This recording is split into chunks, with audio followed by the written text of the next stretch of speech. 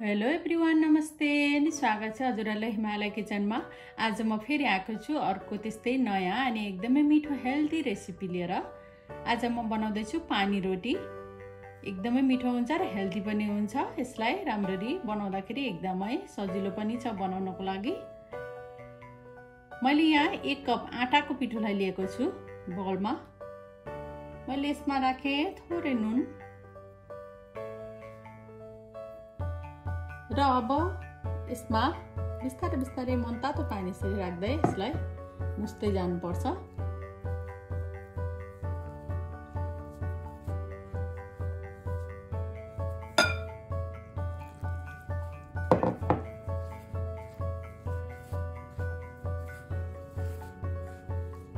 यसै गर्दै गर्दै यसलाई मुस्दै जानुपर्छ।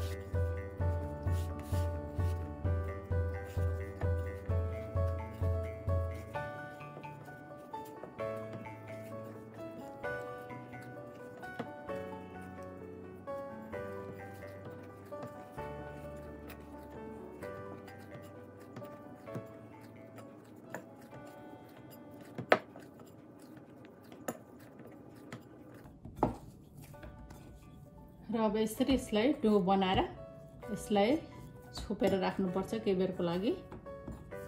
धेरै पातलो र गिलो चाहिँ यसलाई बनाउनु हुँदैन, ठिक्कको बनाउनु पर्छ।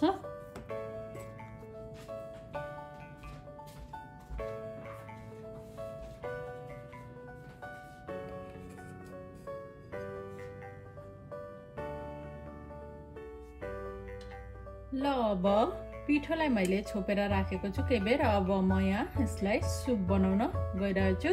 यसको लागि मैले 1 सानो चम्चा तेललाई तताएको छु र यसमा मैले राखेँ फेरि 1 सानो चम्चा घिउ। यसरी घिउ या बटर राखेर बनाउँदा सुपहरू मिठो टेस्टी बन्छ। हुन त तेल नै राखेर पनि बनाउन सकिन्छ। र मैले राखेँ 1/4 चम्चा मेथी र अब यसको मैले फ्राई आधा सानो चम्चा जिरा, एउटा रातो खुर्सानी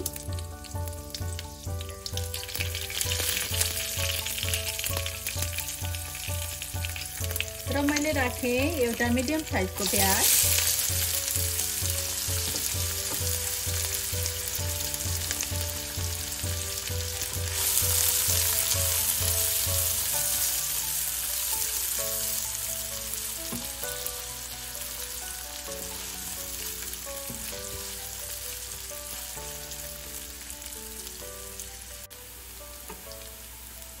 र अब मैले यसमा राखेँ 1 ठुलो चम्चा जति कुटेको अदुवा लसुन, आधा सानो चम्चा बेसार, 1 सानो चम्चा काश्मिरी रातो खुर्सानीको धुलो मिक्स गरिदिउँ।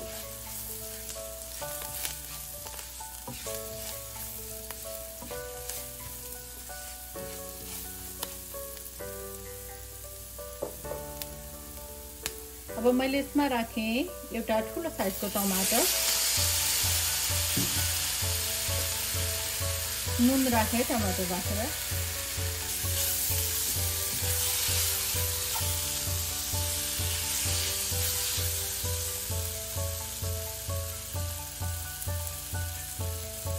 एक सानो चम्चा जिरा र धनियाको पाउडर मिक्स गरिदिउँ।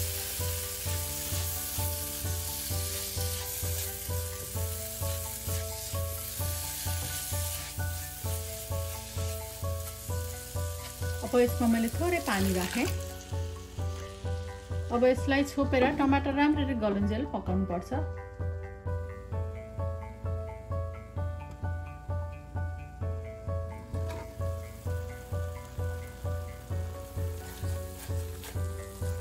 ल अब टमाटर पनि राम्ररी गलिसकेको छ।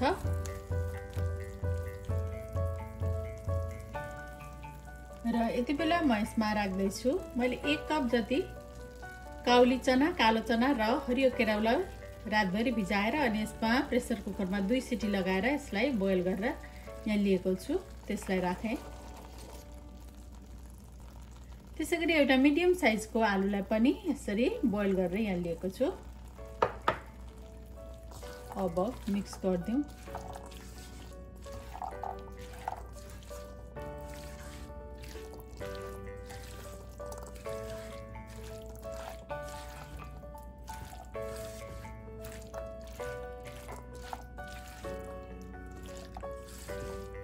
भेजिटेबलहरु गेडागुडीहरु यसमा आफ्नो इच्छाले आफूलाई के राख्न मन लाग्छ त्यो राख्न सकिन्छ। र मैले यसमा राखे पानी आफ्नो खुसीले राख्न सकिन्छ।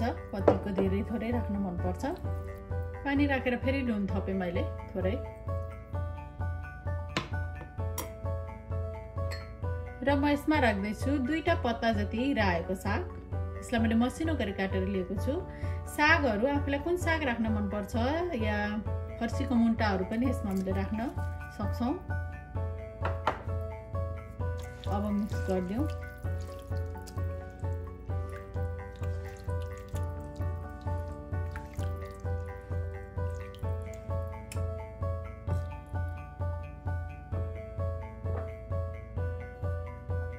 थोरै धनियाको पत्ता।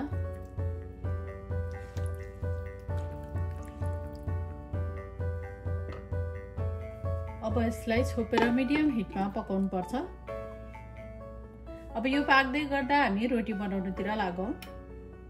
र मैले यहाँ लिए अघि मैले तयार गरेको पिठोलाई डोलाई। अब यसलाई म यसरी 2टा बनाउँछु।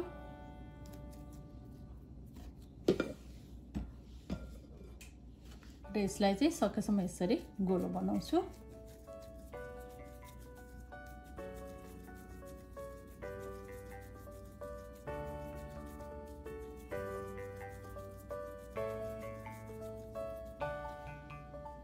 अब मैले यहाँ पिठो छर्के।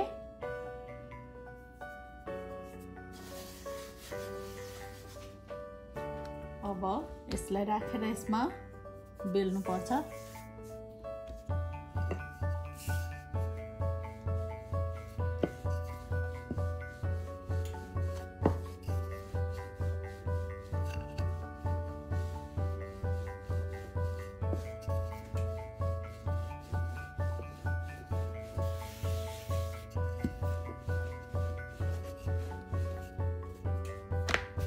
यसलाई चाहिँ एकदम बाक्लो पनि बनाउनु हुँदैन र एकदमै धेरै पातलो पनि बनाउनु हुँदैन। ठिक्कको बनाउनु पर्छ।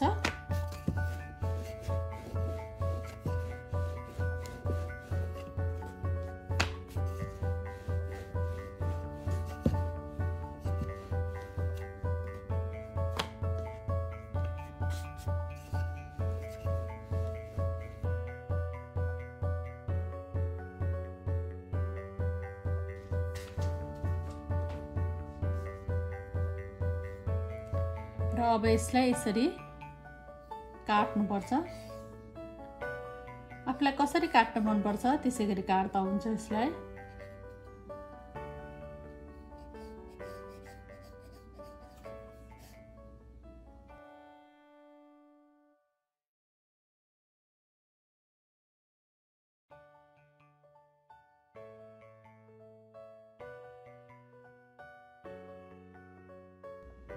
यसरी म यसो गरिदिन्छु।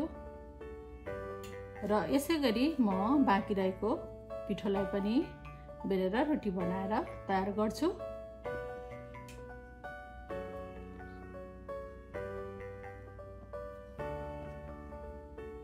यसलाई चाहिँ होममेड नुडल्स भन्दा पनि केही फरक पर्दैन।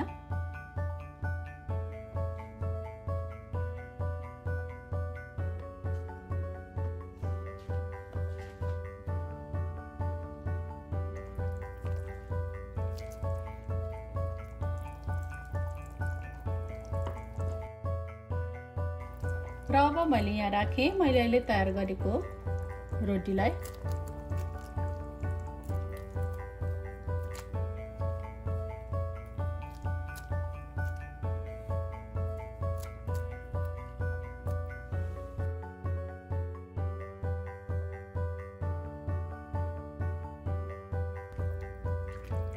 अब यसलाई यसरी फेरि 10 देखि 15 मिनेट पकाउनु पर्छ।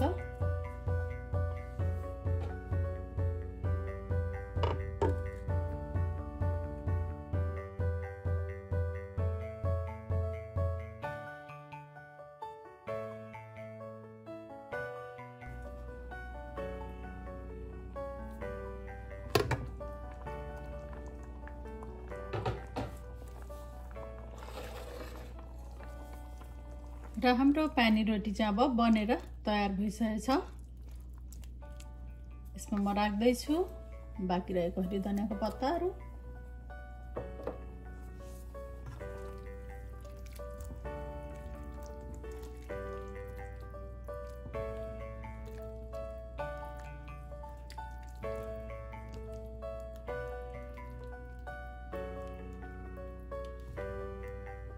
ल अब एकदमै मिठो हेल्दी पानी रोटी चाहिँ यसरी बनेर खानको लागि रेडी भएको छ। हजुरहरू पनि यसै गरी पानी रोटी बनाएर खानलाई अवश्य पनि एकचोटि ट्राई गर्नु होला।